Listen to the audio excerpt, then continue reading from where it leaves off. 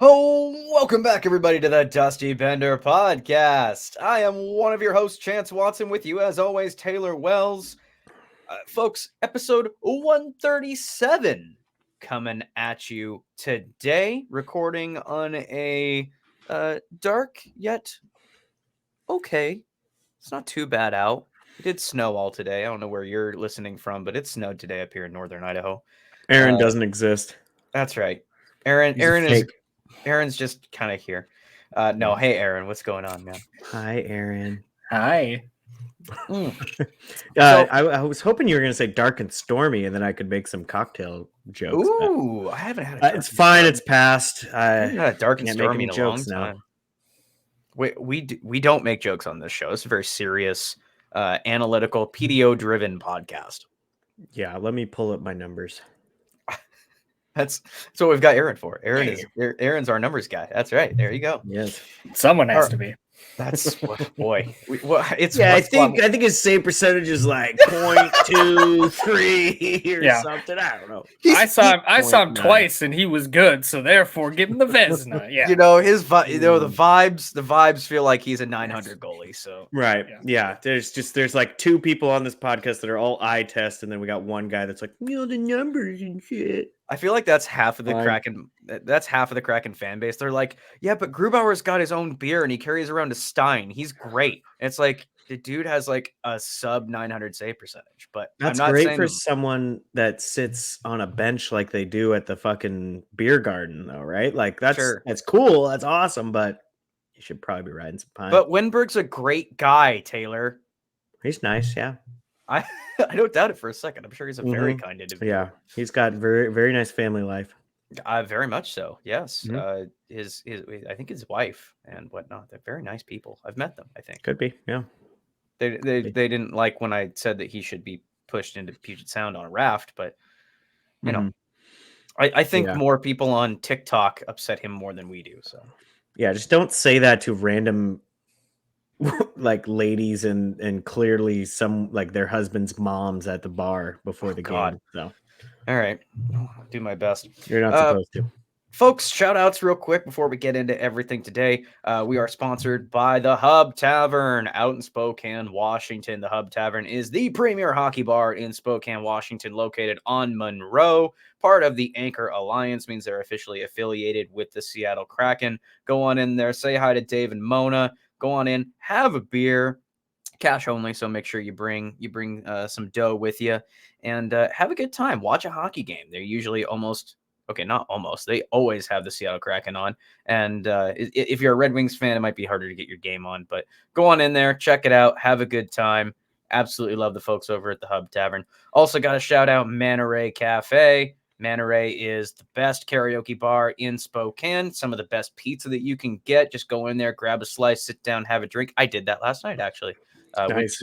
Went to a Devil Wears Prada and Fit for a King concert. And beforehand, stopped off at Monterey for a slice. It was great. Jeff was not there, but his Penguins were on the TV. So I gave a little nod. I was like, somewhere out there, Jeff is happy that I'm watching the Pens.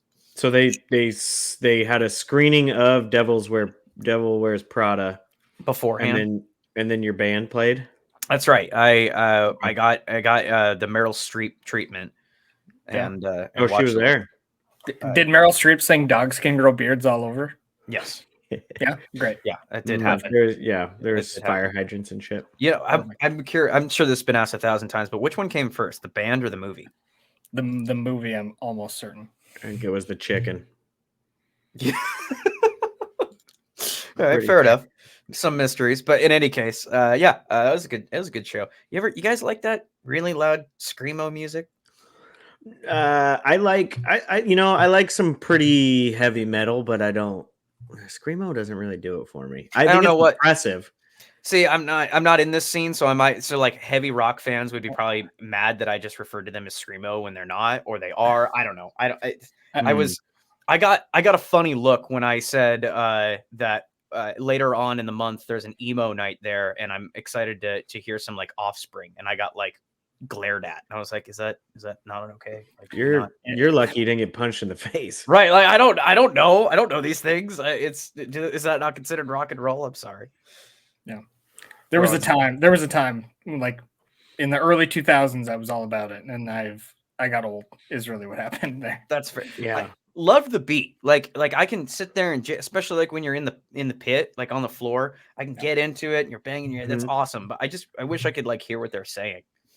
Yeah, I mean, it's impressive because like, you know, we joke about it, right? Everybody tries to sing screamo at some point in their lives, and it fucking hurts, dude. But yeah, it hurts. So there's a reason those bands sing more in their later records is because the vocalist has destroyed his.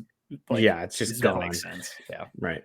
Like listen to later A Day to Remember and then listen to early A Day to Remember. There's significantly more screaming in one of them. Fair, sure. Yeah, that's very fair. Yeah, no, again, good time, but so go to Monterey and sing some screamo. Absolutely. Well, and if you're looking to go see a show, because there's plenty of theaters down in Spokane, stop by Monterey and have yourself a slice before you go. It's good. It's good to get something in your belly before you start drinking. Is it? Or your tummy you'll get icky. It's more expensive that way. But my grandma told me at my wedding, don't waste food on a good buzz. So that's you know what, your grandma knows. If you hear it from your grandmother, it must be true. Your grandma gotta be. It sounds like I need to have a beer with this woman. God, she fucking parties. She's unfortunately no longer with us, but she was. Oh, she taught me. I got all sorts of gems that I can drop out that woman. She fucking rocked. That's fair. She did. Yeah, unfortunately, she didn't have enough food. So all right, we're dark today. So I'll tell a quick story. So at my wedding, we had prime rib, and my grandmother sitting there, and she's like got two hands, like one on, and she's just like pounding the table with two gin and tonics, waiting for her. And we were like talking to her, and we were like, "Grandma, did you like the food?" And she was like, "Why would I waste food on a good buzz?" And she walked to the bar and got another gin and tonic. She rocked. She was trying to three-hand that shit. Oh, 100%. Yeah. Hell yeah, she's my hero. I aspire to be like LD. Absolutely. She rocks. between that. Wait, well, hold on. Wait. Well, okay. If you're comfortable saying her name. No, yeah. So her name was Eldine, and she was married to a man named Binky. Not his actual name, but he was only ever referred to as Binky. So it was Binky and Eldine. And they lived in northern Minnesota, and they were the coolest people in the world. Erickson, though, fucking storm the beaches in their longboats. Hell yeah, dude! I love that so much. Yeah, I love that. The only time they left Minnesota was they went to Detroit to make munitions for World War II. Oh my god! Okay. And then went back to Minnesota. I'll drink again. There's your grandparents right now. Jesus Christ. Here's to Eldine and Binky, dude. That's right. That's right. Good for them. All right, shit.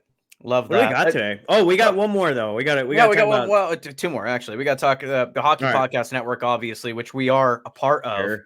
Got to jump on over to the hockeypodcastnetwork.com and see the wonderful catalog of content that they have, all hockey related, many of them specific to teams, others just talking about hockey in general and the news and whatnot. Some are interview shows like Terry Ryan stuff.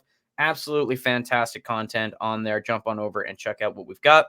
And then, of course, obviously, we got to give a shout out to our boy, the man, the myth, the legend, Fire Chief John Miller.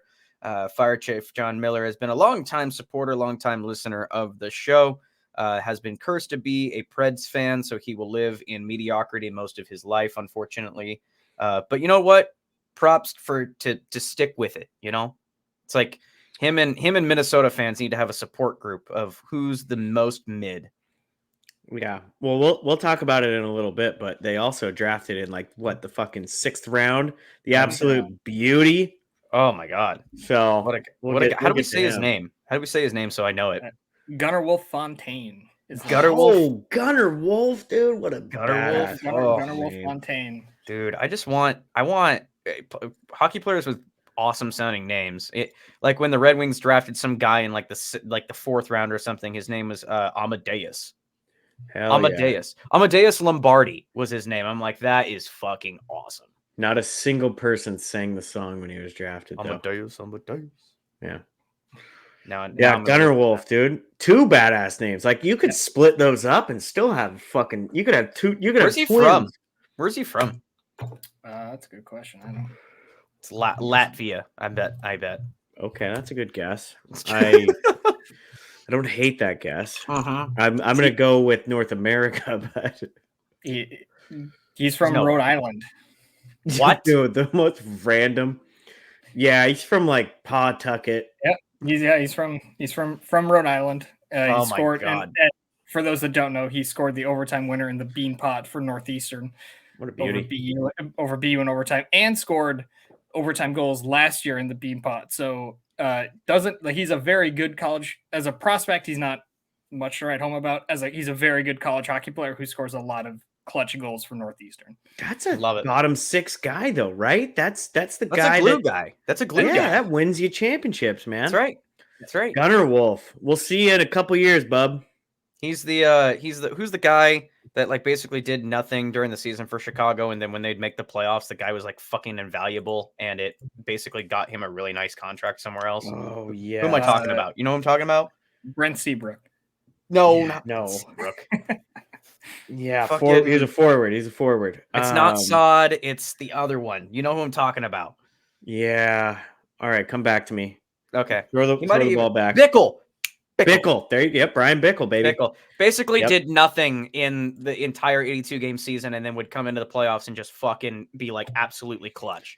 And that's money. That's like the Bruins. They won their cup, and then they were right in the mix for a little bit. They had that fucking fourth line, right? That who's the guy that broke his fucking leg? You know what I'm talking about? Broke his fucking leg blocking a shot. God, on the Hawks? On the Bruins. Yeah, He's not Campbell. It wasn't Campbell. Maybe. Yeah, doesn't ring a bell. Yeah, anyway. Either way. But they had that. If we had a producer that would look these things up. Yeah, some guy. Yes, I'm sorry. Looking up the guy who broke his leg on the Bruins doesn't return a lot of. Results. Surprisingly, though. Yeah, right. Turns out more than one guy has broken their leg on the Boston. Bruins. It's like every month. Turns out that's a very specific porn page. Oh, yuck. I'd watch it. I'd tune in for research purposes. Yeah, just to make he did break it. That's correct. Yeah, okay, that is right. And then you can move on to the next skit. All right, what do we got today? Jesus, we've officially gone off the rails, but that's the highest point. Aaron's fault. For me. That is definitely Aaron's fault. He's supposed to keep us on track. All right, so folks, big news coming out today. Longtime GM of the Columbus Blue Jackets, basically for most of our adult lives. Like I'm 30, so before I could drink, he's been the GM of the Columbus Blue Jackets. Jarmo Kekalainen has been fired. Aaron had been nice enough to put some stats in here. Had been GM for 11 years, a 410, 362, and 97 record. So technically a losing record because I don't count overtime losses. Made the playoffs 5 times, 4th winningest seasons by points percentage. Yep. Taylor, initial thoughts. Man, he shot a shot. Right. Yep. This is a podcaster newscast dream of a GM, right? So we love the guy, he didn't always do the right thing. It didn't always work out, but he fucking tried, Yeah. And that's, we always said he had, I can't remember what we fucking said. I remember when he made a big fucking deadline deal, and we said he had big fucking cojones or something like that. I can't remember. That's the year he brought in. I think who did he bring in? He brought in Dzingel for sure. Is that the year he brought in Duchesne? Might have been Duchesne too. Yeah, we just he's got big fucking he made moves to try to make the team big. He took risks, and you know what? In this NHL, where so many fucking GMs are so scared to even trade away like a 5th round pick. Yeah, because they're just, oh my God, that 5th round pick could turn out to be the next Sidney Crosby, or Datsuk or whatever. Horseshit. 95% of them don't turn into anything. So, especially today's age, right? Right. First, second round, maybe, but the fact that he was able to take big swings like he did and still, it sounds like he had his missteps, and we'll get there in a second, but a guy that was able to make this big swings that he did and also build a very solid future. Like Columbus is not like their rebuild's not going to take very long. Like they have too many awesome, a couple that you are a big fan of, Taylor. There's a lot of guys in their pipeline that are on the cusp. They're 1 to 2 years out from being right back in it because they've got so many good guys in the pipeline. So with Jarmo building for the future while also being able to take swings and get Columbus into, playoff discussion, playoff races, and even there was probably a year or two where we even thought that there were dark horses for the cup. I think it was impressive. Like, did it work out in the end? Did it finally fall apart? Yeah, but who could have, and I'll throw it back over to you now. Like, who could have expected that Laine, Gaudreau, like these guys were just not going to pan out? Well, there's a lot of variables that go into that, right? I think a lot of, his black marks on his tenure as a GM, obviously losing Panarin, obviously losing Bobrovsky, right? Just letting those guys kind of move on. So yeah. Does getting Panarin, like the deal that he got Panarin was a fucking steal. Sure. So like I understand they kind of balance each other out, but like getting Panarin was huge. They lost Panarin, but that was more on Panarin than it was on Jarmo. You know what I mean? Like Panarin didn't want to be in Columbus. He wanted to go to New York. From a GM standpoint, right? If you are a Columbus Blue Jackets fan, you want yes, you want him to stay, but you cannot be upset with him going after. I mean, even this year, right? They did not pan out, right? But he recognized as a GM. Gaudreau on paper should be, a 30-40 goal scorer. Sure. And I'm not even talking about Gaudreau, right? Gaudreau is a good. The fact that Gaudreau has family over in the New Jersey, New York area, and he was able to bring in essentially the top UFA at that point. Nobody the ball at that time. How he did it. Yeah, it was a magical move by him. It was some Harry Potter Voldemort shit, right? Like, it's just insane that he could even bring that guy in. And the trade PLD for Laine, that's a really good move. I'm talking this year, he recognized if this team was going to have any chance, they had to help that D squad out. Right. And he went out and, a lot of people gave him a little, I think there was a little bit of more positivity to Provorov than you and I had. But then to go out and get Severson, right? To go out and get some of these guys. Another one that's under the radar, I know he gets a lot of flack. I think if I had to play owner here for a second and like put myself in the position of why I just let Jarmo go, because they put out a statement saying that they're friends and he respects him a lot, and obviously, I mean, the guy was there for 11 years, and responsible for the limited success that Columbus has had. I would probably say that it's just Jarmo would not admit defeat. Like he didn't. It's you and I looking at this. They need it at bare minimum. Columbus needs a retool. Like sell Johnny Hockey, sell Patrick Laine, invest in the future, get back into it in 1 to 2 years. I don't think Jarmo was willing to do that. I think Jarmo had the winner's mindset of I always want my team to be in the mix, and he wasn't willing to embrace a rebuild, which his roster is kind of fucking love that though. Yeah, I mean, you can't get angry at somebody who just wants to win. Yeah, love like that. Look at Vegas. Like Vegas was fucking cutthroat, man. Like if they didn't think that you were part of the future, you're fucking gone. But his downfall, and Aaron, you could probably talk into this too. His downfall is coaching, right? Yeah. Who the fuck has he had as a coach? Babcock was such a blunder. Like and Tortorella too, right? Like, at the time, the scene had closed on Tortorella in Columbus, right? So but bringing in Babcock was such a mistake. That's what they've been missing. I think his moves that he made, right? Even Provorov, I'll even throw Provorov a bone because on that team he's a third or fourth D, which is exactly where Ivan Provorov should be, right? Bringing Gaudreau, bringing in potentially Patrick Laine. It's just shitty injury luck with Patrick Laine. That's a great 1-for-1 trade. right? It's just coaching. So yeah, curious what you think, Aaron. Well, I mean, my biggest criticism of the Blue Jackets, they have a lot of good prospects, but there's some criticism to be had about how they've developed those prospects, like running Fantilli on your fourth line. And that's not having again, right? Not having Kent Johnson in the lineup. Like, he's too good to be in the AHL, right? Like, so getting the prospects is one thing, and then developing them is another. And I think Columbus has been good about identifying prospects, but not as good about developing them to where they should be. Right. And I think even as far as like the Panarin and Bobrovsky, like it was known at the time that Panarin and Bob weren't going to re-sign in Columbus, right? So the options were you either trade them and you really load up for the future, or you shove all in to try and win now. And he chose to shove all in and win now. Yeah. So I think like there's a reasonable argument to be made of like, was that the right move? Because ultimately they won a round by beating a team that was one of the best moves in like the best teams in the cap era. Right? Yeah, dude. Right. So sick. And you got a round, which is good. Like, that's not nothing.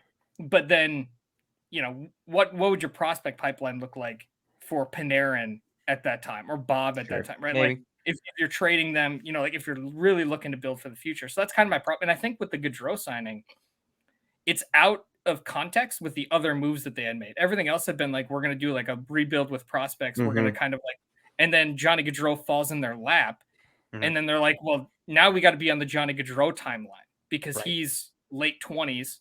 He's great. He's coming off of a heart season when he was playing with Tkachuk and Lindholm. And then he lands in Columbus and you're like, oh shit. And like, this is going to power them out of their rebuild. And then it's like, well, no, their window's farther out. So now they're running into, does the window of their prospects align with the Gaudreau signing? And if it doesn't, then what does that mean for the organization? So I think they kind of got caught in between doing like a total rebuild and trying to be win now. And I think that's kind of led them to mishandling some of their prospects because they're trying to win with Gaudreau. And as a result of that, now their prospects who you're rushing them. They may have just been like, look, we can throw Fantilli out on our first line. Obviously he's hurt right now and that's not anybody's fault, but like, like, does that line up with like, well, Johnny Gaudreau, what's your window? How long is he going to be Johnny Gaudreau? And I know he's having a really bad year this year, but like, does that align with when we think the rest of our guys are going to be right? And I think that's something they need to understand. And maybe, maybe Jarmo wasn't the guy. And he had a long run and he had a lot of success, but we're really grading on a curve here, right? Like, because it's Columbus, we're really saying like, oh, like you made the playoffs, like good for you. Like that's an and like and you're kind of like being a little pedantic when you talk about it, but like relative to what they'd had, like it's like I'm not going to call it unparalleled success, but it's definitely like more than they had seen. Franchise for the franchise, it was good. And I think that's probably something that is at the end of the day, like, we can sit here. Yeah, Aaron, you're absolutely right. Like he went, that was Jarmo's mentality. Like he wanted to try to win. He's always trying to win. And that is not necessarily good for a rebuild. Like look at the Penguins are fucked. Like the Penguins are going to be screwed for quite a while. Like they do not have good prospects in the pipeline. As soon as the Crosby, Malkin, Letang train gets to the station, they're going to be screwed for quite a while. And they haven't for years, right? So they don't have anybody that's even going to think twice about making the big leagues. And I think the Athletic had them 27th as far as prospect pipeline. And it's not good. The cupboard is bare, So looking at Columbus, I mean, you've got guys in the pipeline in goaltending. You've got guys in the pipeline on offense, obviously, especially with the pick that they're going to get this year. If Celebrini is pretty fucking good. I don't know if he's Bedard, but he's pretty good. There's a good top 5 this year, though. Yeah, there's a very good top 5. We're going to get another piece that's going to fit right in. Taylor, you mentioned the coaching, and I like that because that's probably one of his biggest missteps. Like it seems like he wanted like this theme of like tough, stiff-nosed, no nonsense, old school coaches.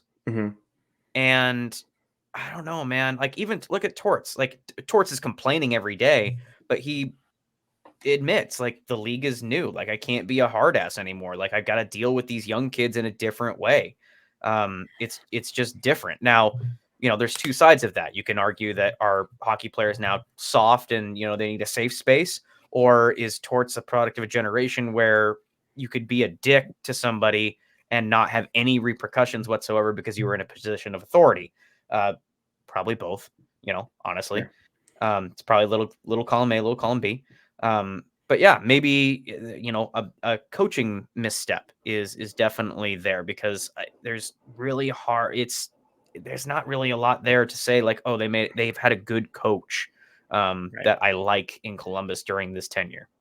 Yeah. And I think that's probably the highlight of the biggest misstep for me, right? Like, to what Aaron was saying, I love that he went all in, right? Yep. Panarin and Bob are there. You could either get a couple first rounders out of them, weaker drafts. Look at teams that just continue to be middling. Okay, like Buffalo is a perfect example of that. Buffalo hasn't been good since they went to the Stanley Cup final with Hasek. Like last time they rocked the boat anyway. Like, they've been mid forever. Like, even when this was supposed to be a year they were going to take a step forward and at least flirt with the playoffs, and they're garbage. That's an extreme example, but think of, like Minnesota. Okay. When was the last time that Minnesota, they took, like, they're gun shy now. Like, they tried once to try to go all in with the Suter Parise deal, and it didn't work out. So now they're fucking paranoid.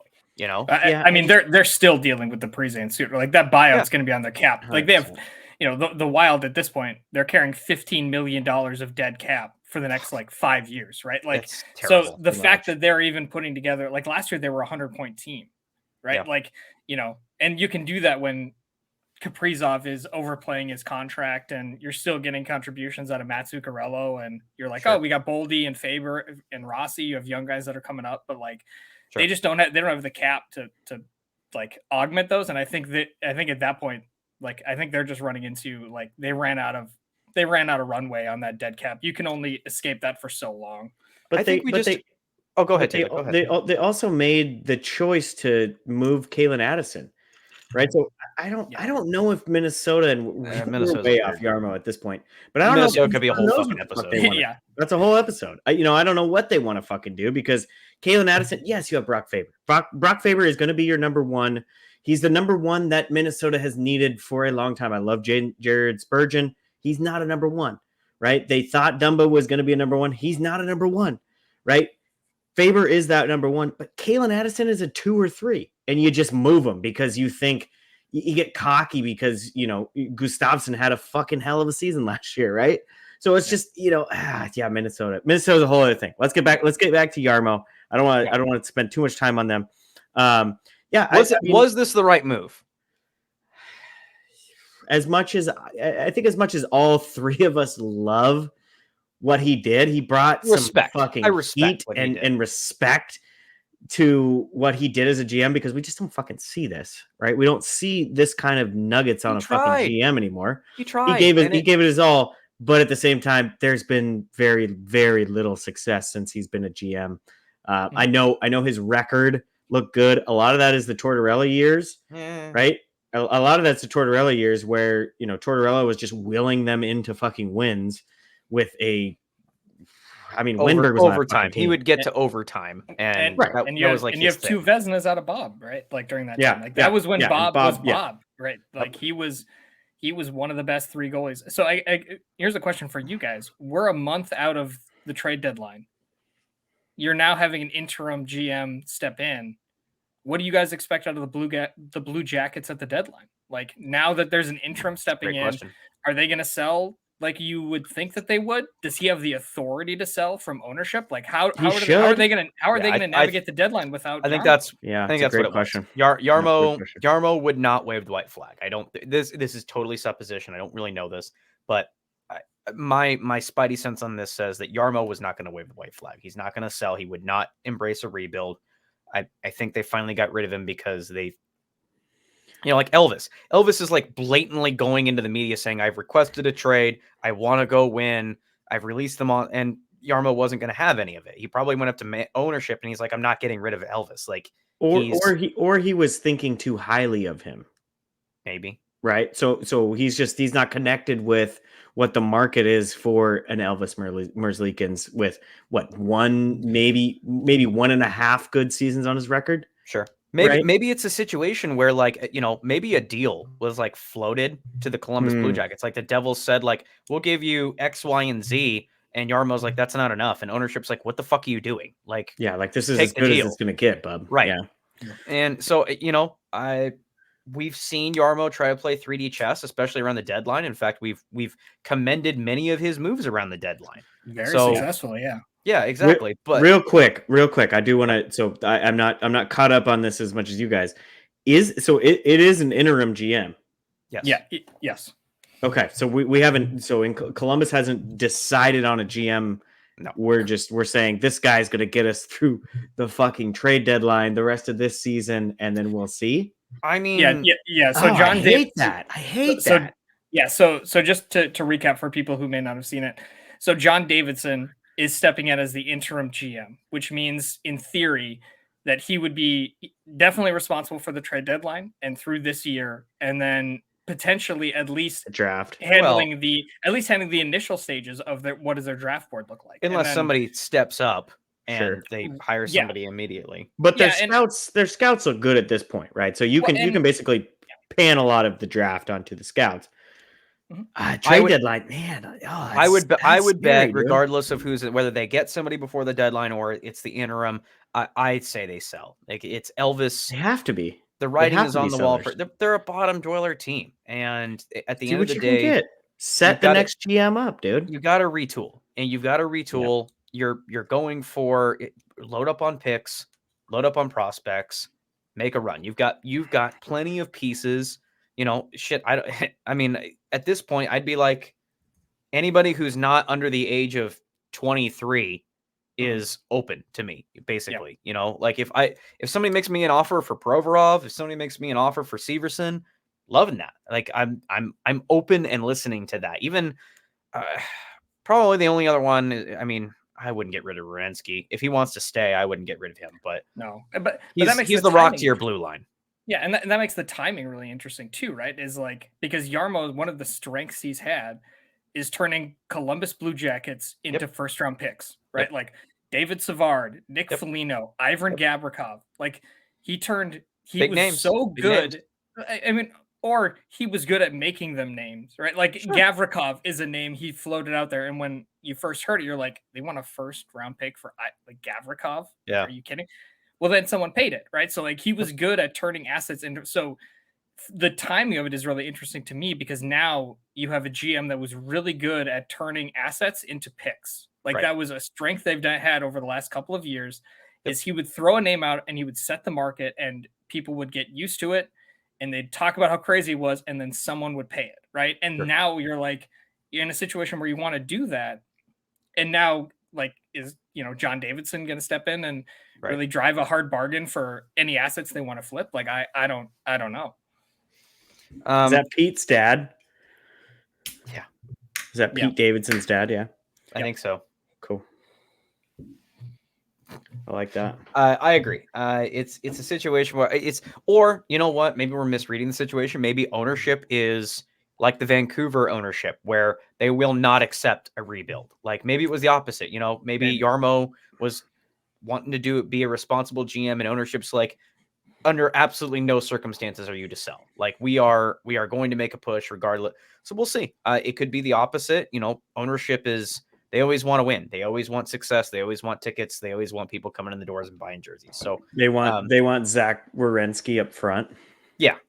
They want Zach Werenski to play a full season. Yeah. But I mean, so do we. So does everybody. But so, but I mean, if I'm, I think to recap on that, like they're obviously sellers this year. It would be very foolish for them to be quiet around the deadline. Even more foolish for them to buy. Like this season's a write-off. You know, Johnny Hockey is just obviously not feeling it. Line A is not doing well. Mentally, health wise, it's not good. So, in any case, they need to sell at the deadline, and they've got a lot of pieces to it. And luckily for them, they have a fantastic pipeline. So, it seems like this is kind of a low point for the organization, but at the same time, the turnaround is going to be great. Like they're not going. I sincerely doubt that the Columbus Blue Jackets are going to have a prolonged rebuild phase like the Red Wings or the Senators or the Buffalo Sabres or the Penguins. They're too deep, soon. dude. Like they're gonna have a turnaround season. If you're optimistic next year, in fact, I mean it's hard to be as bad as you are this year, but I could easily, if you told me like, hey, Chance, the Columbus Blue Jackets are going to be in the mix for the playoffs next year, like a bubble team, I'd be like, that's reasonable. I could goalie. Yeah. If they move Merzlikins, no, Tarasov's not the answer, dude. You're right, because it's Jet, obviously.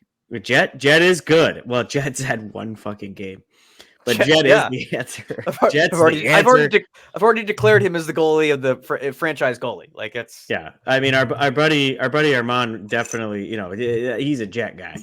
Yeah. But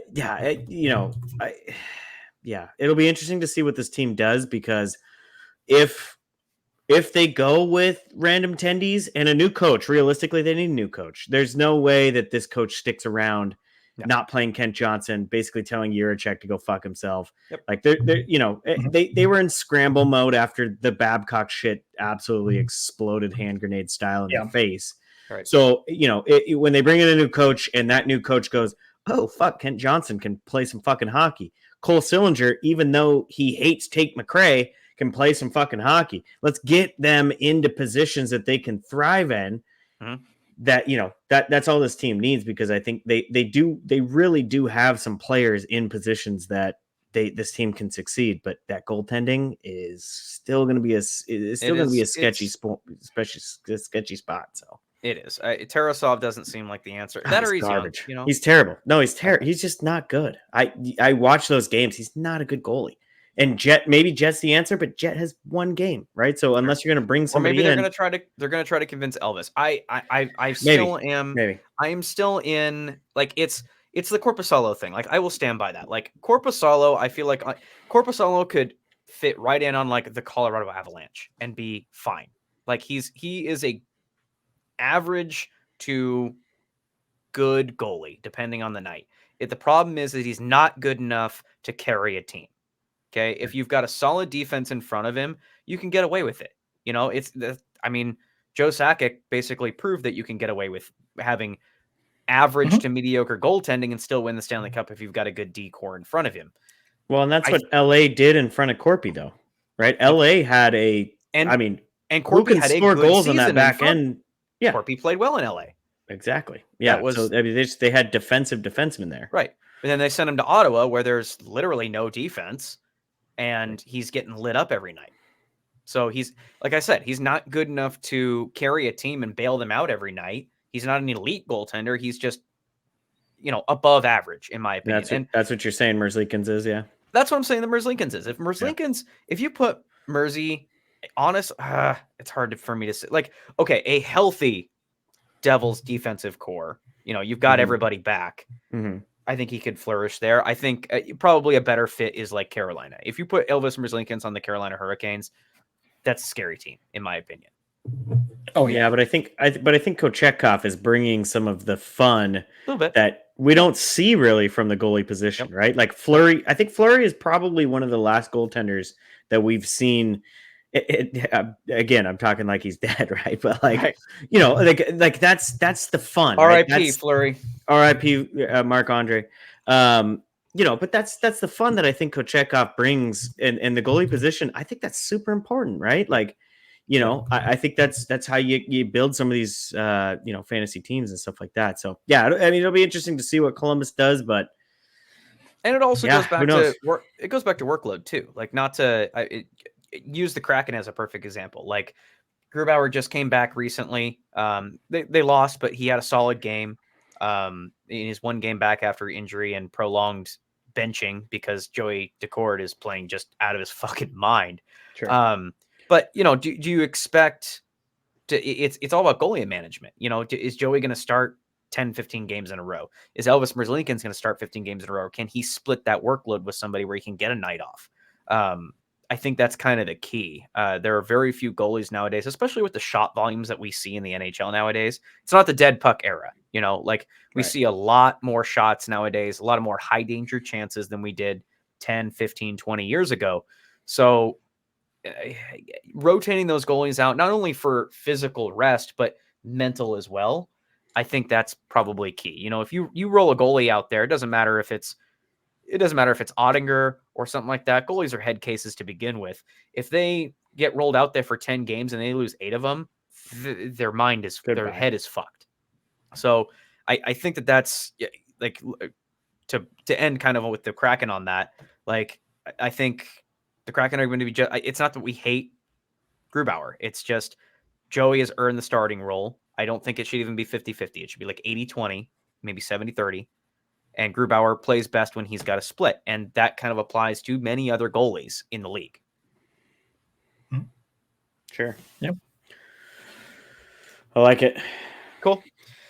All right. I think are we all good on? Oh no, we're still talking about Columbus because on the same day that the GM gets fired, they announced that one of the Stadium Series games is going to be in Columbus at Ohio Stadium in 2025 against the Detroit Red Wings. Ew. Detroit gets another outdoor game. Garbage team, dude. Finally, some love for the Detroit Red Wings in an outdoor game. Yeah. You know what I Hey, mean? it's okay on a scale About of time. Give me. Okay, producer analytics. Give me a list of how many. Go to the original 6 teams, and tell me the number count of. I know Chicago's leading it. Chicago's obviously has the most outdoor games. Then probably Boston's been in what 4 or 5? Feels like 4 or 5. Yeah. So I would go. So my list would go Chicago, Boston, Detroit. Philly's been in like 3. I know they're not original 6, but so is Detroit. I think Detroit's at 3 or 4. Okay, the first Winter Classic, not the first, but they played Chicago at Wrigley. They went to Toronto, and then they had a Stadium Series game against Colorado, so 3. They've played in 4. Oh, how did I miss one? Who'd they? So they played. So they played in. Right here. They played at the Leafs. They played the Centennial Classic. They played a Stadium Series with the Avs. Yep. They played another Winter Classic against the Leafs.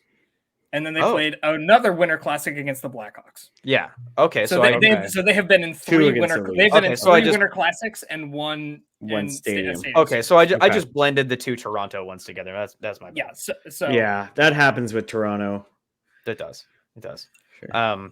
Okay, so yeah, they've been in. Okay, fair. And I'm not necessarily like as a Red Wings fan, I'm not sitting here saying like, oh, we've earned it. This is great. It's these games are very much obviously now to make money. It's shameless. Like it's not like you don't earn these games. Like it's just random.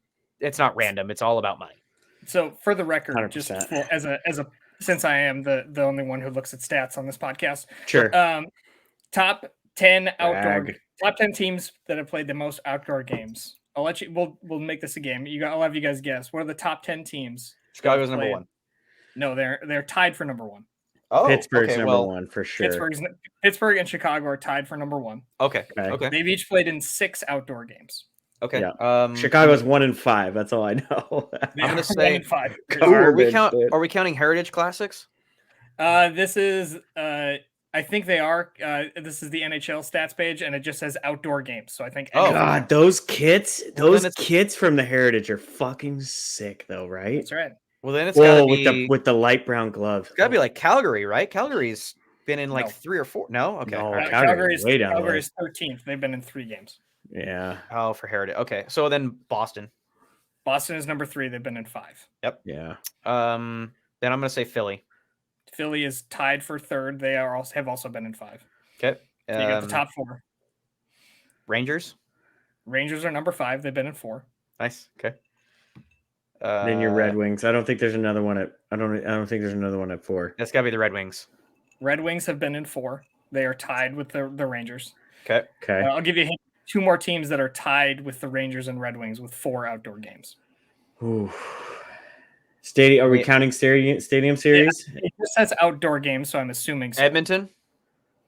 Or no, I'm Edmonton- sorry, Toronto. Toronto is one of them. Yep. Yeah. So there's one more team tied with 4, and then there's another. The last one. The last teams have only been in 3. Okay.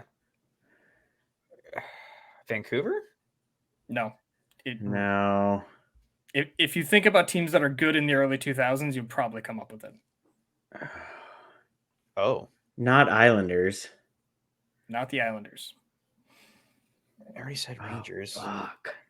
Devils haven't. East Coast. Okay. Let's try to dive in a little bit. East Coast. They're an Eastern Conference team. Okay. Fuck. What else you got? What kind of hints? What kind of hints we got? One of them in the early 2000s was a perennial playoff team that didn't quite get over the hump. The other one's going to be harder to. It's easier to come up with from the team perspective, less the success the team has had. Okay, we already said Boston. Yep, it's not Tampa. It's not Montreal. Montreal is one of them. That's the team that. Irregardless of the success they had, Montreal has also been in 4 outdoor games. They played in a lot of Heritage Classics. Okay. It wouldn't have been Washington. It is Washington. It's the Washington. Washington. Really? Really? I would not.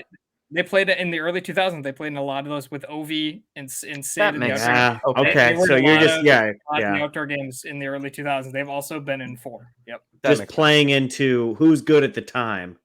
Yep. Yeah. Exactly. Yeah. You're playing, and it was, you market OV and Sid, and I think they played the Flyers and Giroux, and then 10 was the Edmonton Oilers. They've been in 3. They're tied with the Kings, the Sabres, the Flames, and the Avs. The Kings. That's a random one. Kings dude. they've weirdly had stadium series. Like they've played in some outdoor games. Like that's crazy. So I think against the Ducks, man. No, that was a stadium series, but that was a fucking that was a sick one. They had a hell of a time keeping that ice cold, but Oh yeah, God. Yeah. Well, it was better than Lake Tahoe. Oh yeah, I have 2 Ducks jerseys in my repertoire from that game. So nice. Yeah, good shit. Oh fuck. See, I like those. That's fun. It's fun. Yeah, I definitely don't mind the outdoor games. It breaks up the monotony of the regular season for sure. I just wish there was more of a structured, like, earn this game kind of thing instead of it just being Gary Bettman saying, I think these 2 teams will make the most money. These will be good. I love those the heritage light brown gloves and pants. Oh, those are so fucking sick, dude. Yeah. Those are good kits, man. Yeah, they do a good job with those. Good shit. All right. Last but not least, before we go into our mid-roll, Fleury, Marchand, and Pietrangelo have played 1,000 games. Part of the Silver Stick Club now. Craziest is Fleury.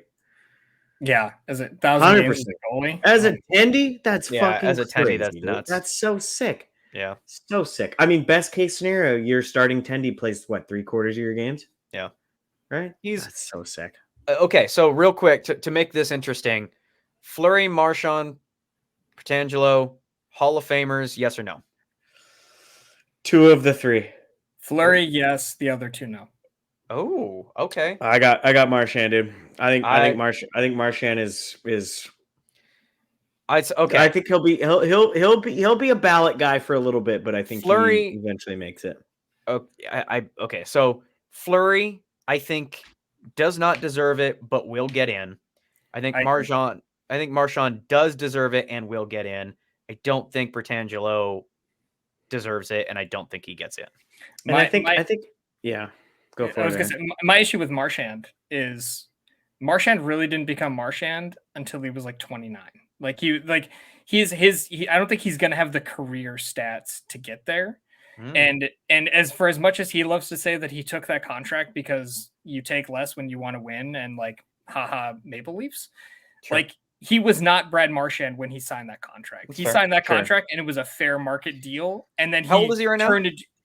Brad Marchand, he is. I think he's 29. That's my guess. I'd say Brad Marchand is 35. Holy fuck! That was way off. He did not become who you think of Brad Marchand being until he was much later in his career. He's only got 1 or 2 years left. But those Bruin teams for rookies and shit were tough to come up because they were pushing. Yeah, and little guys, man. You know, I got respect for little guys. Martin St. Louis is the only 100%. random jersey I have in my fucking repertoire because he was a tiny dude, you know. Yep. Danny Briere. Yeah, it's just harder. Yeah, Danny Briere is the back post magician. He literally would sit on that fucking back post and score goals, dude. That's right. Yeah. Okay, that's fair. I said 29. I thought he had some years left in him. I can see that. I can see one. I can see Fleury. Okay. I don't think Fleury does.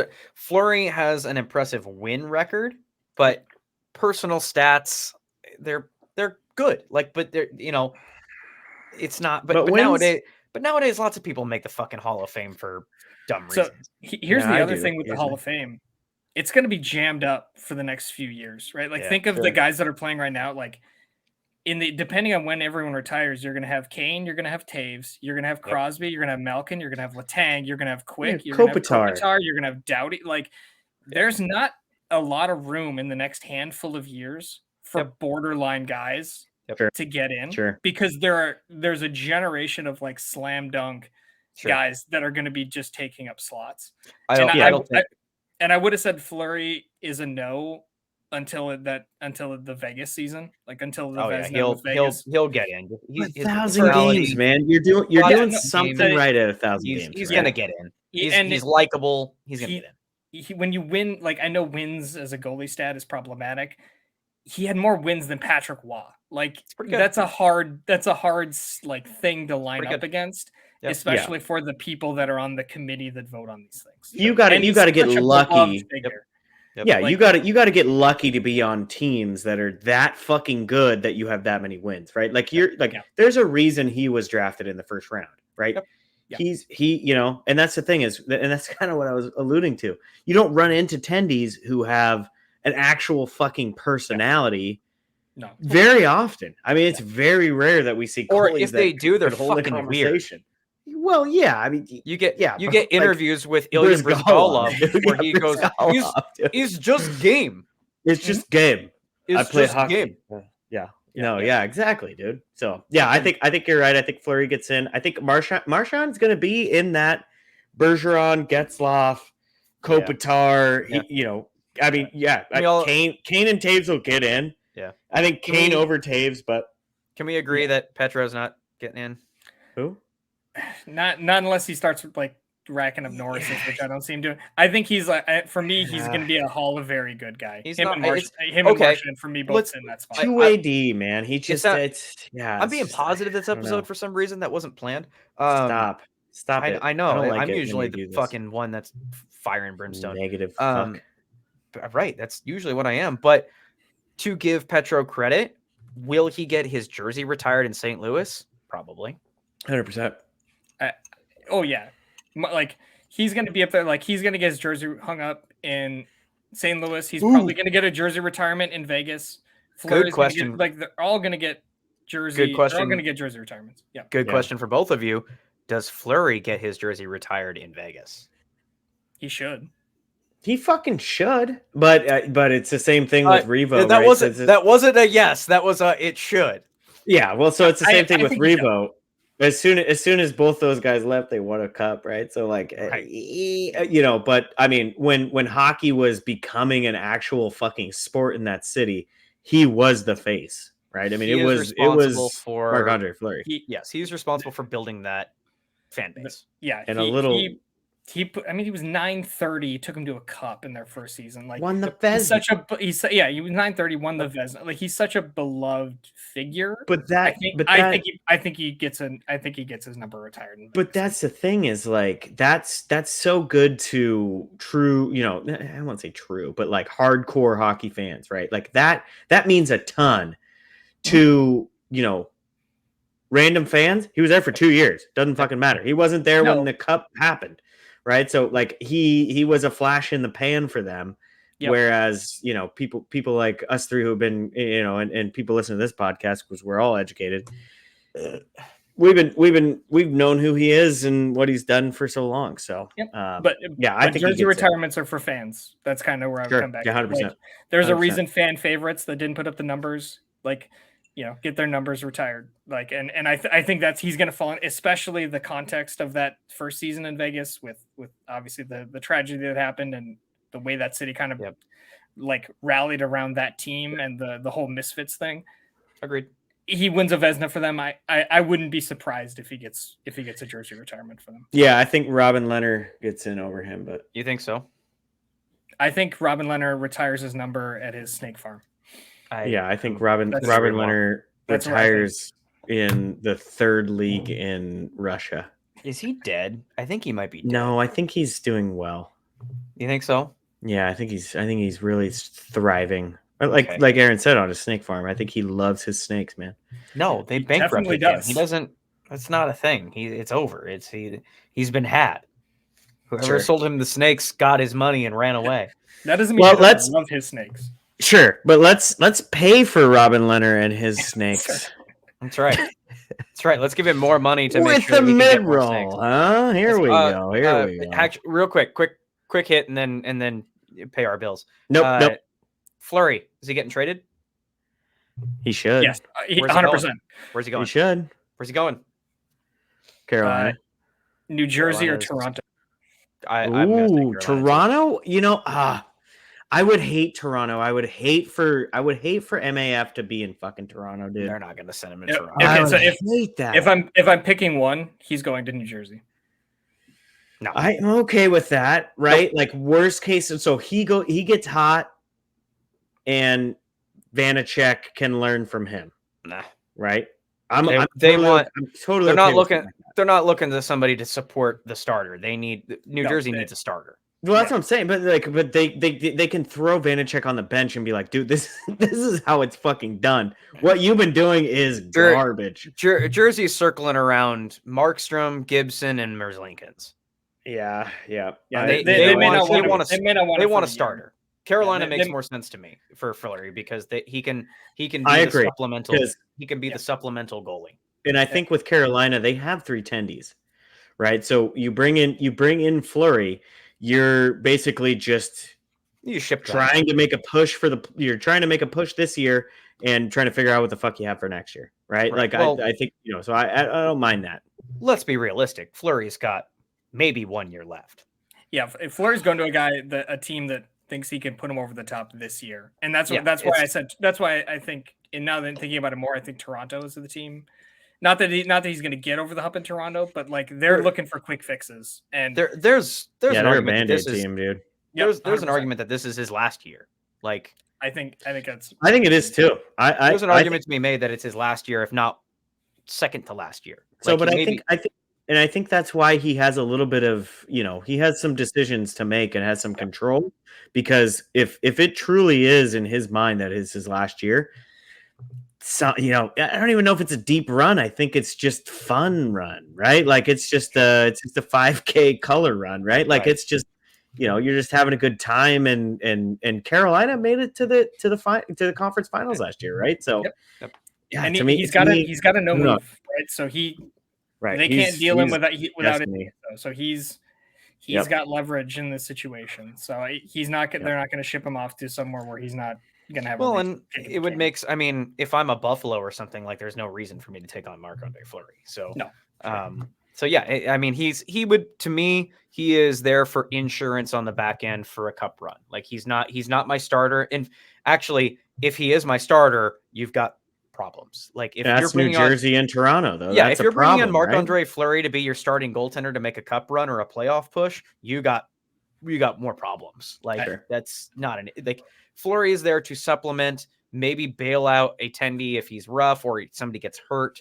In the playoffs kind of thing. Like that's more of a Fleury situation. No one said Edmonton, but that doesn't make sense to me. They need a starter. Is Skinner played very well through their 16-game win streak. He's very well. I feel like we're drawing correlations between like Skinner and Grubauer. Like he has a good stretch, and then we forget that he was absolute trash for the first one of half. them isn't one of the highest paid goalies in hockey. That's very true. Right. One of them is like 22 years old. That's very true. So, all right, let's pay some bills before we get crazy here. We know hockey games move fast, but with DraftKings Sportsbook, an official sports betting partner of the NHL, you can score faster than anything happening on the ice. That's impressive. This week, new customers can bet $5 and get $200 instantly in bonus bets. Download the DraftKings Sportsbook app with code THPN as in the Hockey Podcast Network. New customers bet just $5 on the NHL and get $200 instantly in bonus bets. Only DraftKings Sportsbook with code THPN. The crown is yours. Gambling problem? Call 1-800-GAMBLER. Visit www.1800gambler.net. In New York, call 877-8-HOPENY or text HOPENY 467-369. In Connecticut, help is available for problem gambling. Call 888-789-777 or visit ccpg.org. Please play responsibly on behalf of Boot Hill Casino and Resort in Kansas.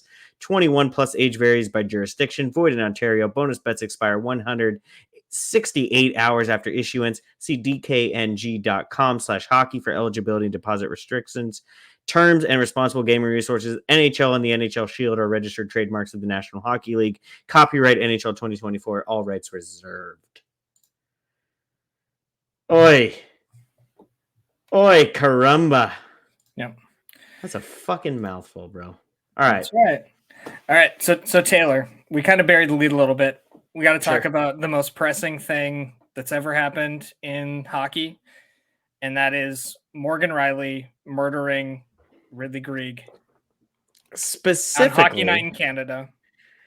Yes. Specifically, the most pressing thing that's ever happened on hockey Twitter. Because Twitter absolutely fucking exploded over this. Well, the hockey world revolves around Toronto, right? Sure. Yeah. Let me set this up. Do we have this queued up for video? Because it really is worth a fucking video, and our sound listeners figure out what YouTube is, because that's the future. Or just look it up when you have some time. So to add, to kind of throw all of these into the fire, Morgan Rielly gets a 5-game suspension for cross-checking Ridley Grieg in the face, or neck. Sorry, it's not in the face, guys. Head. Okay. The head area. Gets a 5-game suspension. He did have an in-person hearing, which is usually 5 to, I think it's 5 to more. 5+. Like 5+. It gives them the option. It gives them the option of giving a suspension more than 5. And the in-person, it was moved to virtual, or did it end up being in person? Because I know it was moved to virtual because it was moved to Zoom because the winter storm in New York. So yeah, Zoom basically making more of a joke of the whole like paradigm of in person versus digital. Like it's bring him onto Zoom so that we can basically tell him what we decided 3 days ago what he was going to get. Yeah. So tons of talk. There's a ton of different outlooks on this. It realistically is just the Toronto fan base against the world, because I don't think there's a lot of people outside of Toronto who said, yeah, Morgan Rielly did exactly what he fucking should have done. I'm me in that camp. I'm in that camp. Yeah, and that's why you're a fucking loser, though, dude. No, but I'm in the camp of everybody did exactly what they should have done. I loved it from start to finish. I don't have a problem. Explain yourself. I don't have a problem with any of it. Why is cross-checking someone in the neck what they should have ever done? Because he took a clapper into the empty net, and that's the code. You don't do that. So your ego is so thin. No. So fucking I love that he took the clapper. I love that he did it. It's fucking like it takes me back to like like it's wrestling, like it's drama. Yeah. I fucking love it. The clapper is great. Like, yeah, like fucking amazing. I love the clapper. I love that because you're not supposed to do it. It's like the Detroit Red Wings. Why? Stuff. Who decided that? It's the unwritten Some dude code. in the 50s. It's the code. Like it's that it's the unwritten rule. I'm not saying but that's the unwritten rule. Okay, so he did it, and I was like, oh, that's the biggest fucking middle finger to like. oh, this is like the Ottawa Senators fucking you're showing they're the 28th team in the league. They're fucking terrible. Bottom dweller Ottawa Senators. Continue. They just beat their mortal enemies on home ice. Yeah. They're showing up. You know, they're on home ice and like the arena's 75% Leafs fans. Okay. So I they might disagree as well with that, but continue. they might as well have been in Toronto anyway. Anyway, comes in, ices the game with an empty netter, claps it in just to be a fucking dick. Love it. I love the drama. I love fucking giving it to Leafs fans. Love all that shit. And then the fact that Rielly got pissed about it and went after the dude, I fucking love that too. It's entertainment. It's exciting. That's showbiz, baby. Woo! Love it. Yeah, 100%. You know what? I agree. You know what the best video / picture of this entire event is behind the goal where Greg is winding up a fucking slap shot into the empty net and Rielly's at the blue line, not moving his fucking skates at all. You know what? That cocksucker deserves a slap shot into the fucking empty net. He didn't do goddamn shit to try to stop that empty netter. No. You know what? You deserve that clap bomb into the fucking back of the twine, dude. Absolutely. You know what? But I will agree with you. Rielly, you know what? In that situation, hell yeah, Greg. I think it's fucking sick. Take that clap bomb every goddamn time. Every open net from here on out should be a fucking slap shot. I think that's amazing. Because if it starts a fight after that, I'm fucking in it. I love it. 100%. Yeah. But what Rielly did is over the fucking fence. Okay? You go up, check him, right? Throw a shoulder into him, drop your gloves before you even fucking get over there. Nope, right? Fight his ass. Throwing your stick up into Toronto fans. Toronto fans, I will give you, maybe he was trying to cross-check the top of his fucking shoulder. No, he was trying to cross-check him in the head. There's no excusing that. Okay, thank you. Right? So okay. If he's trying to do that, drop the fucking glove 6 feet out and fight his ass. Right? That's the correct response. This is exactly like if this kind of happened with Marchand, like if Marchand came up to a dude and licked somebody, and then that guy immediately turned around and tried to take his fucking top row out with the fucking bower of their stick. Like this is a fantastic sequence. I love shit though. I love it all. Shit. That's Morgan Rielly. That's Morgan Rielly never having dropped the gloves probably in his entire fucking life and making a decision. Probably. He has both hands on his fucking stick. So what's he going to do? He's going to cross-check him in the fucking neck. That's shit hockey, dude. Shit hockey. Make a move. I love defending the clapper into the fucking back of the twine. Love that. That's totally fine. Cross-checking someone in the fucking neck head area, you're a chicken shit. That's a chicken shit move. Okay, so 2 things on this. Number 1, if you're Ridley Grieg, you take the slap shot into the net. How are you not prepared for someone to respond? You're anticipating a response. You should be. You should be. The fact, you do that, and then he looks over, he sees Rielly coming, and granted, he's not expecting a cross check to the face. He immediately just turtles. You have to be prepared for some kind of a response, but also, of all of the Leafs teams over the last couple of years, this was supposed to be the one that this didn't happen to. They got Max Domi. They got Ryan Reeves. They got harder to play against, as people would say, right? This was supposed to be the team that had the physicality that your uncle really likes, that is supposed to have those guys. And then also after the fact, and then also and also after the fact when they line up, so the Leafs send out Ryan Reeves, and Brady Tkachuk is barking at him, and it's like, dog, you're at home. You guys have last change. You could just go out there, no one's stopping you. That's my. But there's no one really on Ottawa. There's no one on Ottawa in the division that Reeves is in, though, right? Brady Tkachuk is not in Reeves' division, though. No, that's not the same fighter. But Reeves, I hear about how tough he is, and he fights all the time, and he fights all these guys. Reeves is good for one thing. Reeves is good for one thing: fighting. That's it. Yes. Sure. At this point in his career, he doesn't play hockey, and he's not even a physical grinder.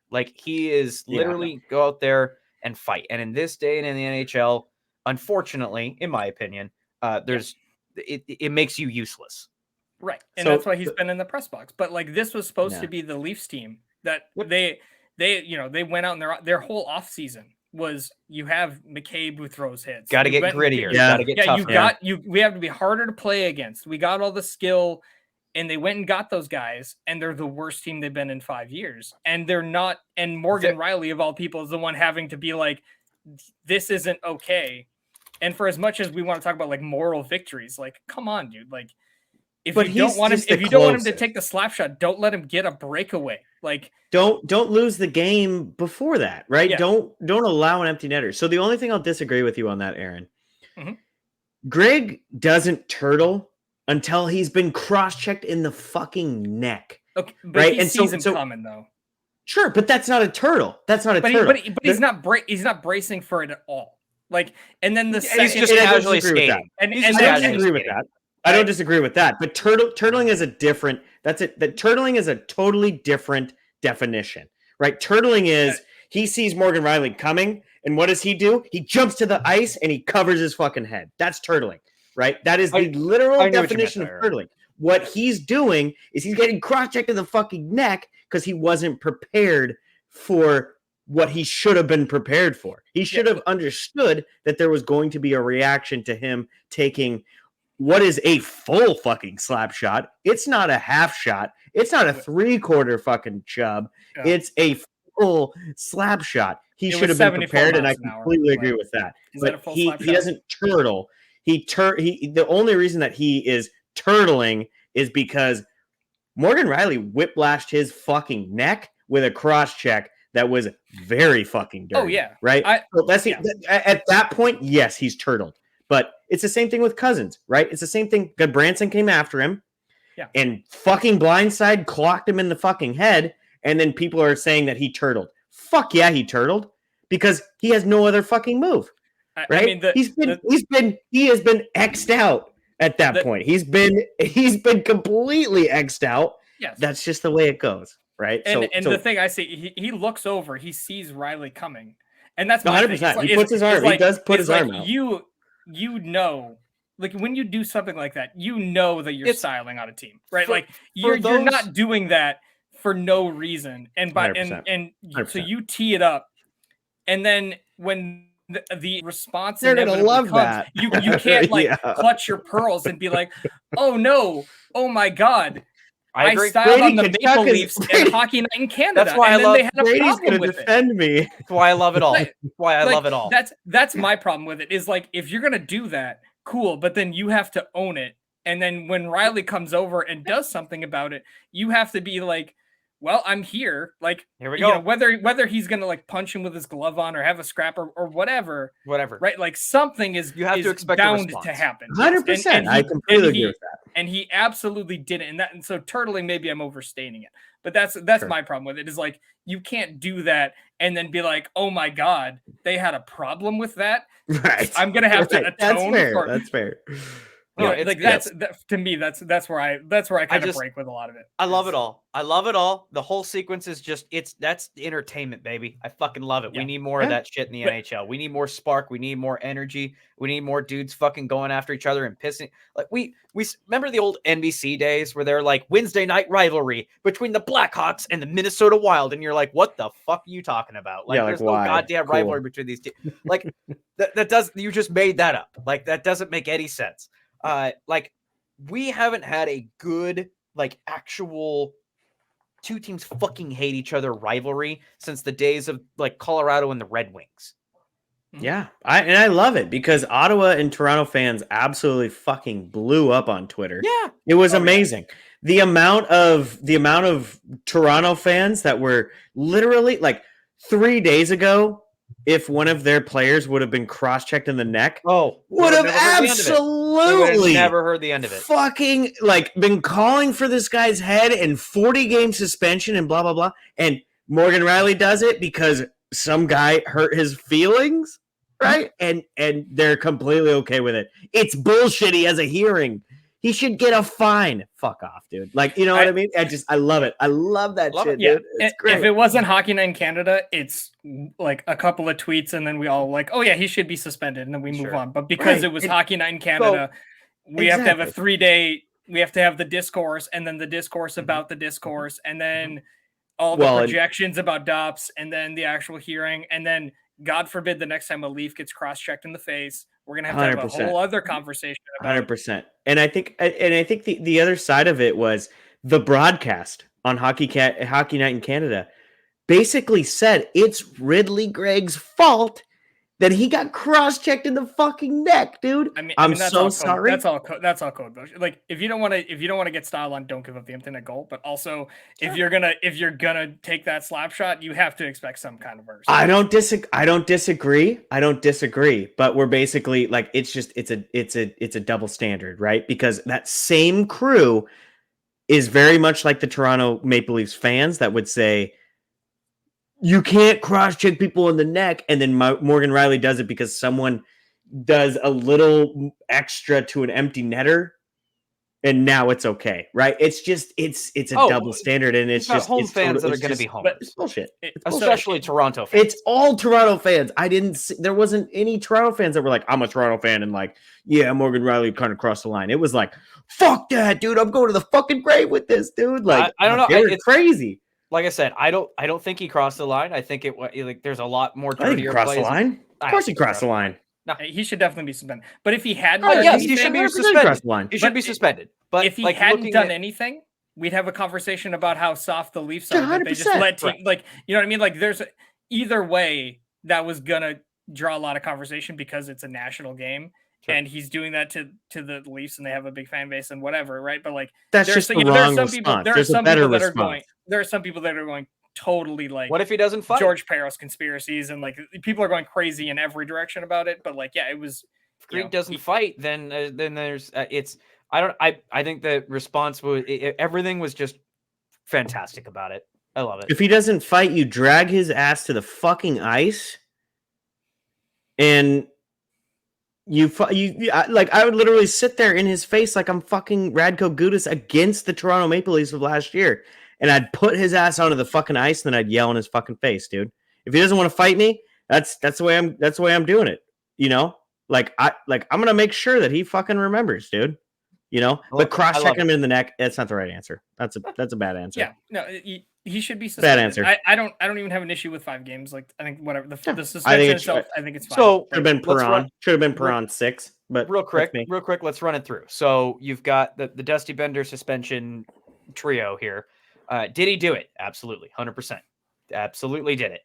No doubt in our mind. Was there intent to injure? Probably. Yeah, most 100%. likely. Yeah, 100%. Right. Was there an injury on the play? No. Based on our scale, this is probably, a 3 to 4 game suspension. So 5 is a little high, but at the end of the day, if head contact is available at all in any of this, they're gonna have a problem with it. So I'm a data guy. I'm a fucking data guy. As much as I love being, on this podcast, not a data guy. Take your fucking data, right? What's the last situation or the last 5 situations? Because at the company I work for, it's the last 2 years, right? What's the last 2 years that are very similar situation to this? Perron is 6 games. That's a 6-game fucking suspension. Fucking easy. It's that fucking easy, dude. They don't do precedent like they that. Right? Famously, garbage. That's the problem. They famously don't do precedents. Every situation is taken on a case-by-case basis. They do not judge. I agree. I'm just saying, and that's to the frustration of hockey fans. Like, you could show 3 different clips of the same hit from 3 different games where it's almost identical. That's very true. And you're going to get 3 different answers because they refuse to set precedents. They don't want to be bound to be like, oh, well, 5 years ago under the Shanahan administration, this X hit got Y punishment. They don't want to be held to that. So they take every situation on fucking boomers, dude. It's annoying. It's very annoying because it always, every time there's a suspension, fan bases come out there and say, this hit is identical and it got X amount of games and this got Y. And then we sit here being logical creatures going like, what the fuck? Why is it this way? Sick of being logical. Well, the answer is there is nothing logical about it. They take everything on a case-by-case basis and spin the wheel. So that's where I like where some of these Ottawa fans were coming from with this. Throw 20 games out there because that's all DOP is fucking doing. They don't fucking know. There's absolutely no information to prove that it should have been 5 games. It's just whatever fucking card was drawn. Like, it's insane, dude. So it's insane. I get it, and it did, and because it's Ottawa and Toronto, it generated a lot of buzz. So I mean, it's at the end of the day, don't give up an empty net goal. You don't have to worry about getting clap bombed on. When you do clap bomb into an empty net, expect a fucking response. You know that that's a giant for casual listeners and casual hockey fans. Clap bombing into an empty net is basically a giant fuck you. Like it is like the biggest way of being like, yeah, you guys fucking suck. Fuck you. Like, is that the worst way to score an empty net? It's not the worst, but okay. It's I mean, right up there with doing the pull cue where you're sliding on the ice and you poke it in, The one that people started bringing up old footage and shit is they literally stopped on the goal line. Those are bad. And fucking waited for them to skate up and then put it in. That's fucked up, dude. Those are so That's worse than a clapper, dude. And there was literally zero response back in the day, dude. Yeah, that's crazy. And that's an immediate fight on site kind of thing. So, if you clap bomb into an empty net, expect a fight. And drop immediately. All right, and if you're going to, I'm going to put it this way: if you're Rielly, don't complain about it. Like I know I'm in the minority here where I think the response is fine. I think it's appropriate. But don't complain. Like you're gonna do the crime. You did it. You did it, dude. Yeah, don't try to dumb it down. Everybody did what they did, and we should be like, okay, that makes sense. Let's move along. Like, it's the Iceland and Mighty Ducks, like 5 minutes well worth it, right? Where it's exactly what it is. Like Ottawa fans going like, oh, because I'm not in that camp either. I'm not in the, Toronto's feelings got hurt because they clap. No, it's a hockey rule. No. It's hockey, baby. I agree. I agree with that. Fuck you. That's a huge stunt. Like you are doing that to provoke a response. 100%. So I'm not in that camp. But I'm ripping that fucking helmet off. I'm pulling that fucking front part of the jersey, and I'm, if he doesn't want to fight, I'm pulling that sucker down to the ice, and I'm letting him know in his fucking ear, dude. Yeah. Like, and I think that's the right response. And O'Reilly, it's like I said, it's an appropriate response to a big fuck you, and he got 5 games, and no one should complain. Everybody did exactly what they were supposed to do, and I love it. I love it. And Toronto's 1-0 since then. So they're 2-0. They won again tonight. Are they 2-0? They won tonight. Yeah, they won again tonight. Yeah, they won overtime. Who needs Rielly, dude? Just fill that roster with strictly defensive defensemen that don't really play D. Good for them. Good for them. What's a defensive defenseman that doesn't play D? That just sounds like a pylon. Is that what we classify Tyler Myers as? Yeah, that's Jamie Alexiak, my guy. Is that Tyler Myers? Yeah, that's Tyler Myers, dude. Tyler Myers and his D partner Zadorov, dude. That is definitely, maybe a Jeff Petrie. Right. Oh, Petrie's so good. Speaking of Tyler Myers and Canadian teams who did cool things, the Vancouver Canucks seems like they're in the process of acquiring Phil Kessel. None other. Yes. The American folk hero, Phil Kessel. Burger champ. North of the border. What are your thoughts on the potential signing, boys? Chance, give it to me. It can't hurt, right? I don't necessarily have strong. Everybody Phil. Phil is this legend. Everybody loves the guy. He is a miracle of science because he just continues to defy what a professional hockey player should be, act, and look like. Mm-hmm. I think everybody roots for Phil Kessel except Toronto fans. Which I love more. That's why I like him. It makes him. I love the guy. I love it. I love it for Phil Kessel. In terms of, but like putting on my complete logical like X's and O's numbers. Does this help them? No. no, it's negligible. Kessel won a Stanley Cup with the Vegas Golden Knights by playing 2 games. Like in the playoffs, I don't think that he's going to really. Maybe it's a locker room thing, but no, I don't think it moves the needle. It's not going to hurt. He'll sign for league minimum, and be there just in case somebody gets hurt or something where they need help on the power play. Like Jágr in his later years.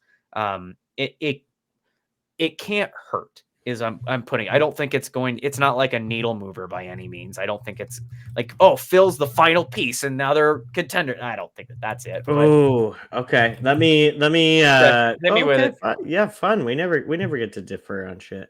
No, we never did. So let me throw a name out to you. Okay. Suter. Suter is literally playing top line minutes for the Vancouver Canucks right now. Okay. Ilya Mikheyev, okay, who hasn't done shit since he's been over to Vancouver. He had an okay season last year. Hasn't been anybody this year. Playing second line minutes, kind of bouncing back and forth between the fourth line and the second line. Mm-hmm.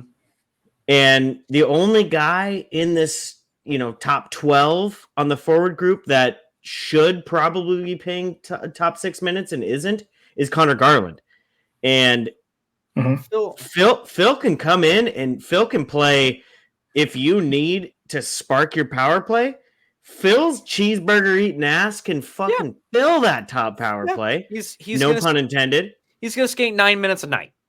Hell yeah, and he's gonna be a power play specialist. Yeah. So move Connor Garland up because Mikheyev's been trash. And Suter has been playing pretty good, but I mean it's easy to play good with the players that he's playing with. Right, so just throw Kessel on that second power play third line.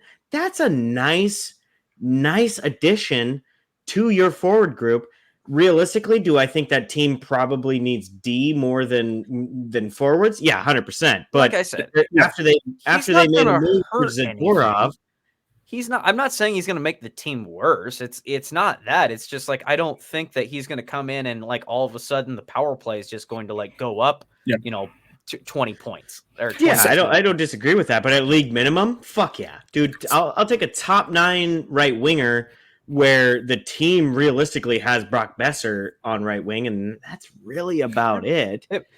If Phil signs for league minimum, comes on and just to round out the power play and maybe give the top guys some breathing room as he rounds out the third or fourth line, great. Like it's not. I don't think it hurts the team. I just don't think it's like a massive needle mover by any means. So I've got their like line combinations pulled up right now. So their top power play unit right now is JT Miller, Lindholm, Besser, Pettersson, Hughes. And then on their second power play unit, it's Niels Höglander, Pia Suter, Connor Garland, Hronek, and Mikheyev. If you slot Phil Kessel under that wing slot, you move Höglander out, and you're running Garland, Phil Kessel, Mikheyev, Hronek with the season that Hronek's having. That helps. That seems to me to be an upgrade on your second power play unit. You run him on your fourth line. You slot him in. You can either bump Sam Lafferty or Phil DiGiuseppe. You're adding a 36-year-old winger at the end of the day. It's a depth piece. It's a minimal. 100%. Like I said, I don't see it as much of a needle. It's again. Let's. But experience the Golden Knights played him 2 games in their playoff run, and then he sat the bench the rest of the time. And even during the season, I think he only put up 10, 15 goals in an 82-game season. So but he's been on playoff teams, whereas a lot of these guys haven't seen a ton of playoff experience, right? So I mean, in reality, you're basically bringing in, what we're looking at, best case scenario, top 9 guy, second power play guy, who has done it, right? I mean, yes, he was veteran presence. Veteran presence, baby. So I love what Vancouver's doing with this, right? If they bring him in for 1.5, 2 million, 2 mil, I would still have no problem with, right? I don't think they've got the cap for that, but they don't have the cap. I mean, I don't know their fucking cap space. I'm not a doctor, but I've been using that joke way too much lately. I gotta run that back. But yeah, I mean, a top 9 second power play guy. fuck yeah, dude. Bring him in, see what he can do. Who knows, right? He gets hot. Worst case scenario, you bench him, and it's not that big a deal. I said, it doesn't hurt the team. It's maybe he gives up one shorthanded goal because he's not back checking at all. But I don't, like I said, it doesn't hurt the team, but I just don't see it much as I understand. So, okay, maybe I'll concede to you. It's a low risk, high reward move. Like if it doesn't work out, it's not a big deal. And if it does, great. So I can wrap my head around it. I just don't I think especially since it's a Canadian market, a lot of people are going to champion this as this is the final piece. And I don't see it as that. No. Yeah, and I think you're fair. I think that's fair, right? I don't know if this necessarily pushes them over. I love this team, but good for Phil Kessel too. Yeah, and I love Phil the burger eating thrill. His Ironman streak's still alive, by the way. Fuck yeah, good for him. It has not officially ended yet. It's gotta be called something else because for the dude. It's Phil, right? It can't be iron, dude. It's gotta be something a little more malleable, right? The hot dog streak is still a little more flexible.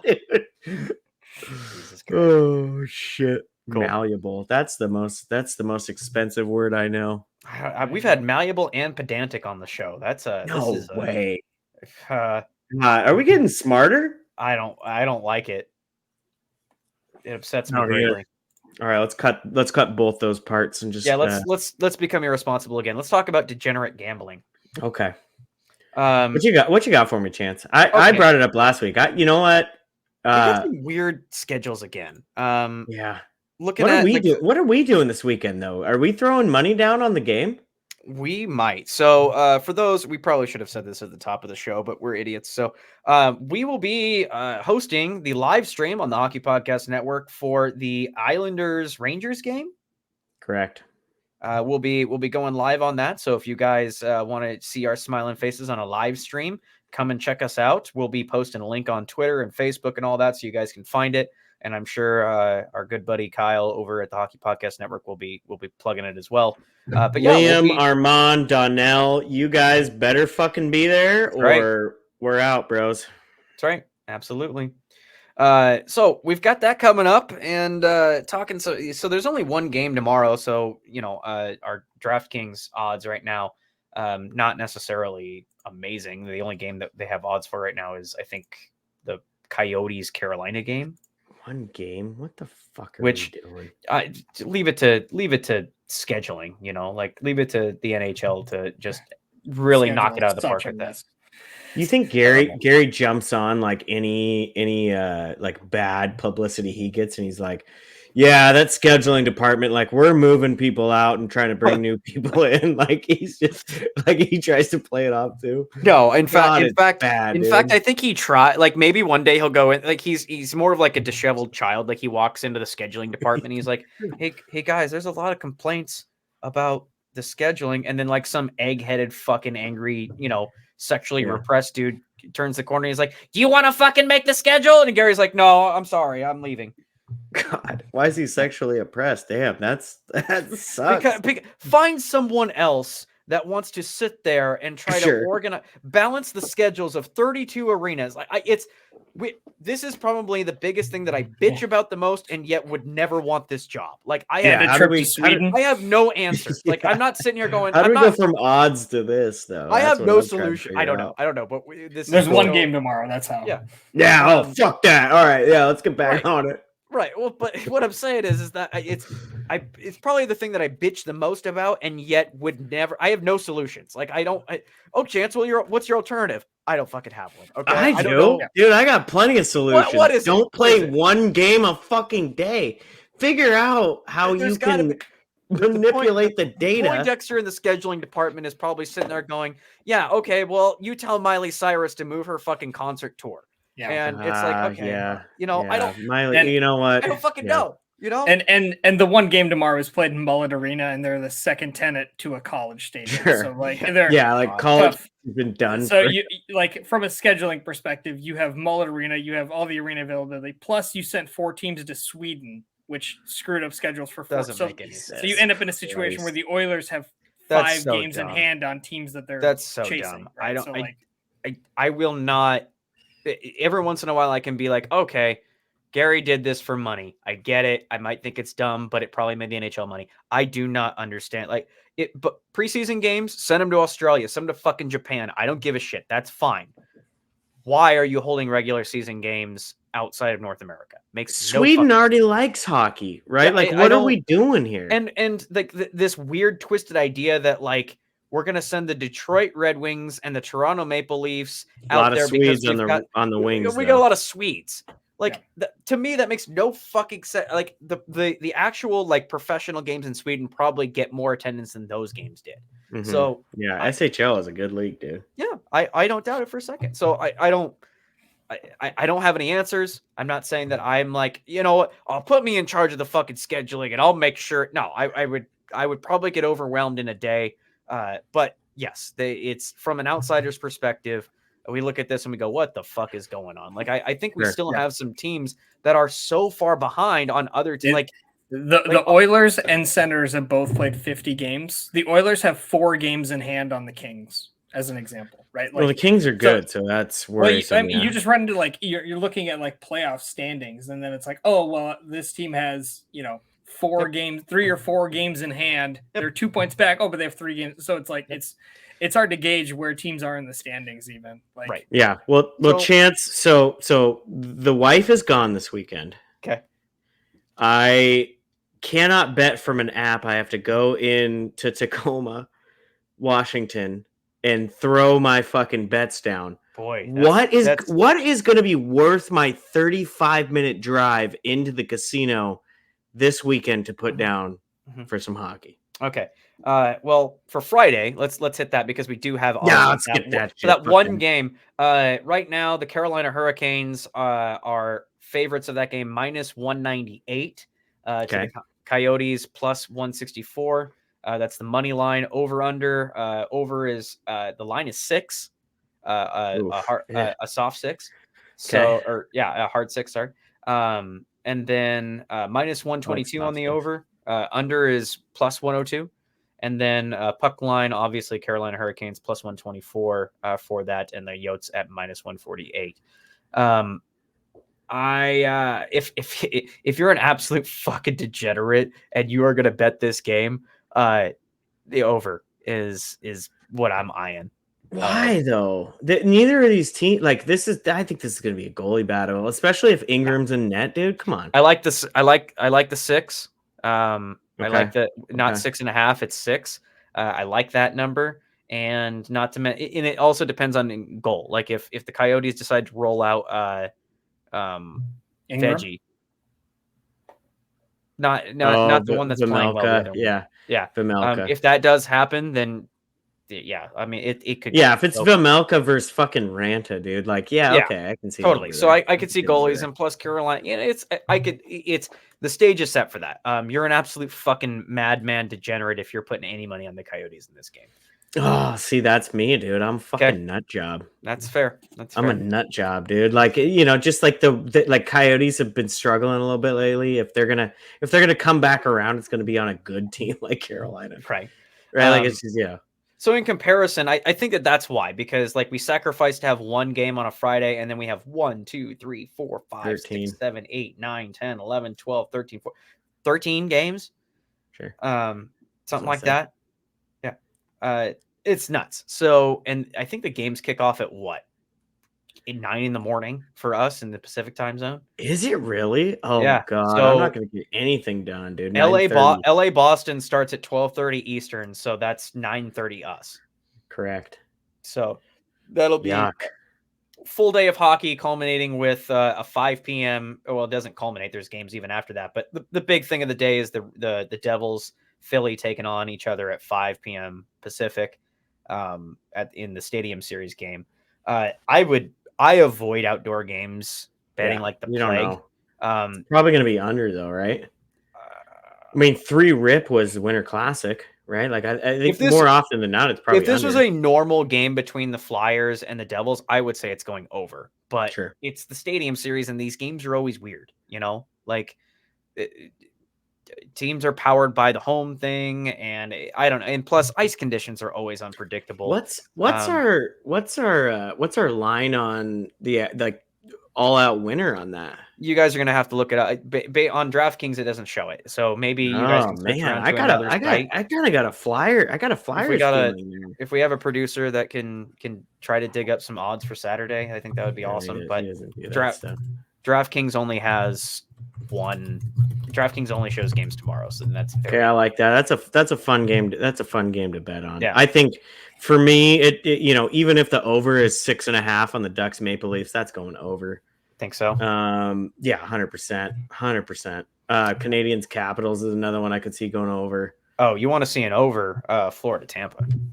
Well, yeah, Tampa's been scoring some fucking goals, dude. Yeah, those games, and those games always turn into a fucking scoring fest. Yeah, I mean, Blue Jackets Sharks are on the board. There's a lot of good over bets, which you and I love over bets, dude. I'm just more partial to them because to me that's a little more predictable. Like hockey is sometimes just a game of bounces, and a game can any team can, even the worst team in the league can sometimes pull off a win against the best team in the league at any given time. Mackenzie Blackwood can stonewall a team totally to fucking 2 goals. Yep.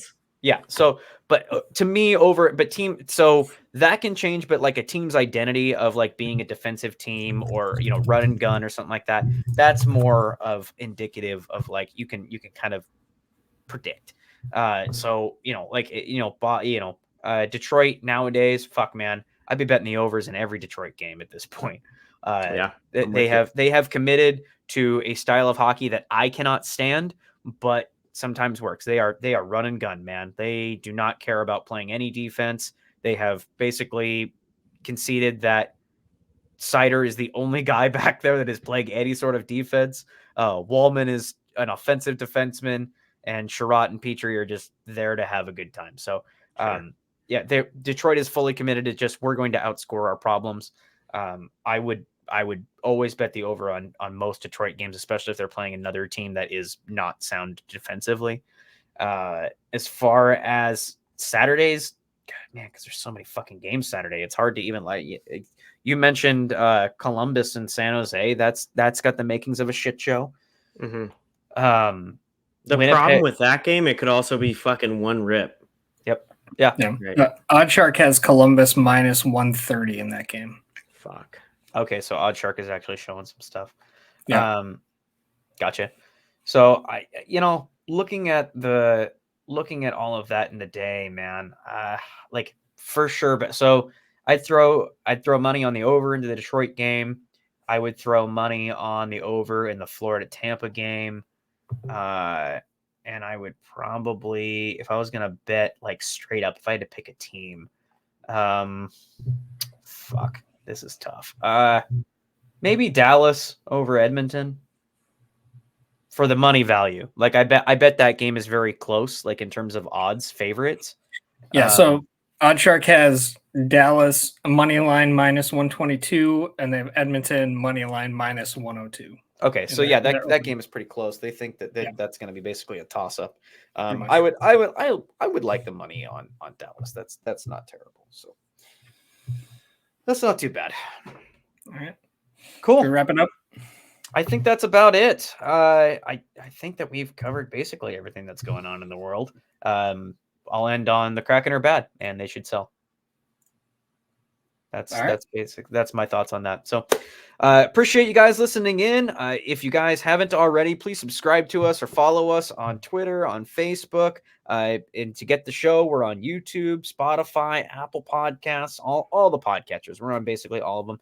Do us a favor and subscribe. Once again, reminder that we are going to be doing the live stream of the Islanders Rangers stadium game on Sunday. So tune into that. We'll be putting out the link on Twitter and Facebook, and if you follow the Hockey Podcast Network, they'll be probably putting some stuff out too to plug that game and our live stream. Make sure you check us out. And if you guys ever want to support our dream of having a hockey podcast and it actually, supporting our lives sort of, reach out to us, buy some merch. We've got plenty of it now. We got some pictures of some sick hats. Here you can see 2 of them right here. And that's about it. Taylor, I got anything? Quick shout out to, unfortunately, the victims of the Kansas City Chiefs parade. Yep. You are in our thoughts. Absolutely. That should just never happen. Sporting events are not that fucking serious, dude. So, yeah, that's all I got, though. Totally agree. All right, everybody. Appreciate you. Thanks for listening, and we'll see you on the live stream on Sunday or in our episode next week. Goodbye.